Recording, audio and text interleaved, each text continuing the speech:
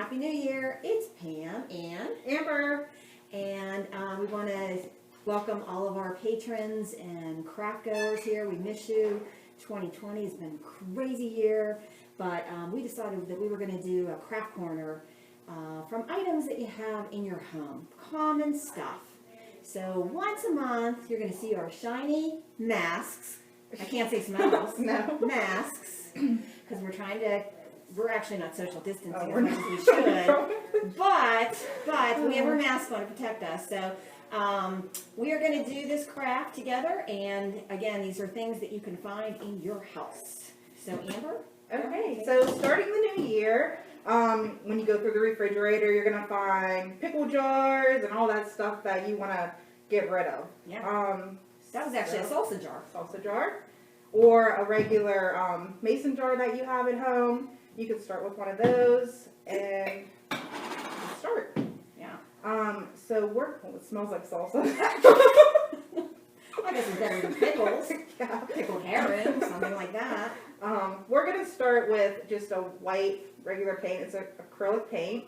Put a little bit on a paper plate. Ooh, it really does smell like it. Oh my heavens. I know. This is actually what you're going to be making. Isn't that pretty? It's cool. And it's going to hold a candle, either one of those fake ones, or you can actually put like a little votive in there. So, you know, but like I said, everybody has these jars at home.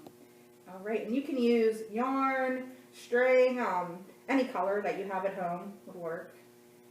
And you want to hold that. Sure. And then we're going to take the end of the string and tie it at the bottom. I feel like Vanna White. Oh my goodness.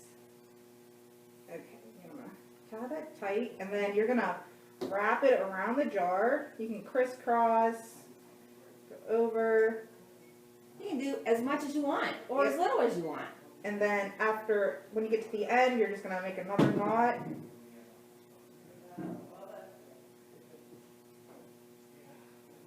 Something obviously you could do by yourself. You could do it with your kids.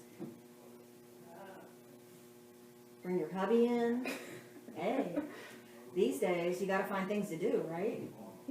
Goodness sakes. I can help eat the salsa first. Oh yeah, exactly. There's a little bit of salsa still on there. I'm great. Oh heavens.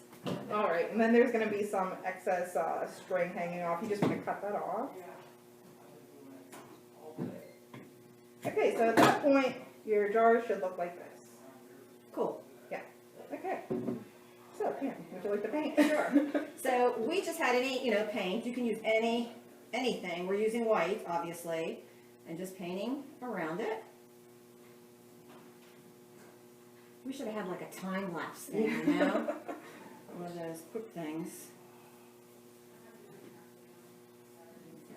We could always do like they do on the cooking shows and just pull the, I know, the finished one. product out. Oh, here, we just happen to have one right here, available. As you can tell, like, Amber's a much better crafter than I am. I can come up with ideas, but usually somebody else is making it, Yeah. Okay. So after you get the jar painted, you want to leave, well, when you're painting, you want to leave some space open so that the light can shine through. And then wait like 10-15 minutes for it to dry. And after it's dry, you can add gems, like glitter, sparkly things, and then a ribbon at the top. Yeah. You can be as creative as you want. So yeah, we've got all kinds of ribbon here. But again, like just look in your drawers, pull out the ribbon, pull out your glitzy stuff, whatever. Go wild. Some sequins, some gems, and we use tacky glue. Works for pretty much anything. Just put a little bit on and she has these little scatter them about. Gems there, and she put the little ribbon there. But yeah, you could do whatever you want. We just had a patron say that we should do red, white, and blue for, 4th of July, whatever. So yeah, so if you create this at home and want to share it with us, you can tag a photo at the bottom of our video and let us know how it turned out. Sounds good. Good Alright. luck, and we'll see you next month with another idea. And Happy New Year. See ya! Yeah.